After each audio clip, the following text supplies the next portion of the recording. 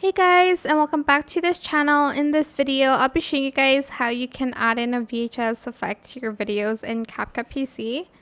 So go to the effects section and type in old DV. I don't know why I typed in old DC. And you're just going to add the effect onto your video. You can adjust the filter, the noise, the sharpen. You can also go to filters here and find some other effects, filters that you can add.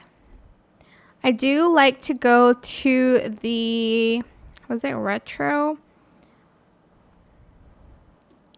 I like adding the low quality as well to it, because as you can see, it makes the video really low quality. You can really adjust this, by the way, so it's not super blurry, but as you can see, it looks like super old school, I guess, video. But that's pretty much how you can create this VHS effect on CapCut PC. Hopefully this video was helpful for you guys. Don't forget to like, comment, share.